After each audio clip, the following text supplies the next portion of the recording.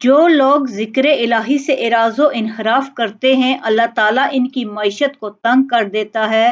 ارشاد ربانی ہے، اور ہاں جو میری یاد سے روگردانی کرے گا اس کی زندگی تنگی میں رہے گی اور ہم اسے قیامت روز اندھا کر کے اٹھائیں گے۔ وہ کہے گا یا الہی مجھے تو اندھا بنا کر کیوں اٹھایا حالانکہ میں تو دیکھتا تھا۔ جواب ملے گا کہ ہاں اسی طرح ہونا چاہیے تھا، تو میری آئی ہوئی آیتوں کو بھول گیا تو آج تو بھی بلا دیا جاتا ہے۔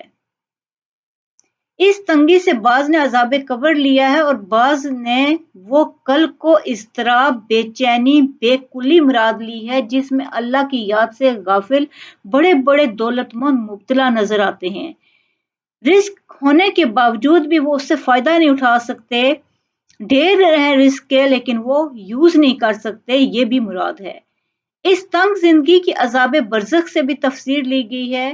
صحیح یہ ہے کہ دنیوی معیشت کو بھی شامل ہے اور برزخی حالت کو بھی، کیونکہ برزخی حالت بھی انسان دنیا و برزخ دونوں جہان کی تکلیف برداشت کرتا ہے اور آخرت میں بھی عذاب میں ڈال کر فراموش کر دیا جائے گا۔ ام المومنین سیدہ عائشہ رضی اللہ تعالیٰ عنہا فرماتی ہیں کہ رسول صلی اللہ علیہ وسلم ہر حالت میں اللہ کا ذکر کیا کرتے تھے۔ اس سے معلوم ہوتا ہے کہ ذکر الہی کے لیے کوئی مقرر جگہ اور حالت نہیں، ذکر کرنے والا جب جس وقت اور جس حالت میں چاہے اللہ کا ذکر کر سکتا ہے۔ عبداللہ بن بصر رضی اللہ تعالیٰ فرماتے ہیں کہ ایک شخص نے عرض کیا، اللہ کے رسول مجھ پر احکام کی کثرت ہو چکی ہے، لہٰذا آپ صلی اللہ علیہ وسلم مجھے کوئی آسان چیز بتائیں جس پر میں عمل کرتا رہوں۔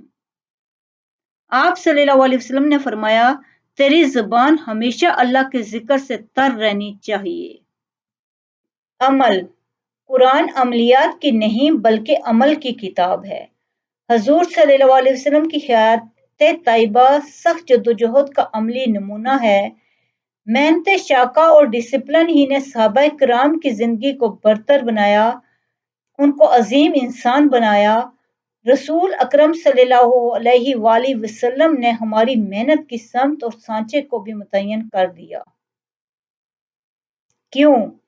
کیونکہ غلط سمت میں دوڑنے والا یقیناً منزل سے دور ہو جاتا ہے اور اسی طرح غلط سانچے میں خود کو ڈالنے سے انسان کی شخصیت تباہ و برباد ہو جاتی ہے۔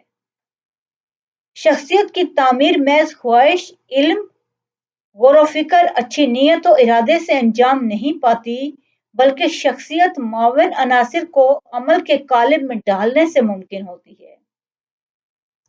شخصیت کی تعمیر آرزوؤں سے نہیں بلکہ آرزوؤں کو حقیقت میں بدلنے سے ہوتی ہے۔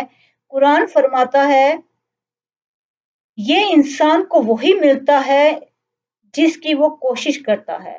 سورہ نجم۔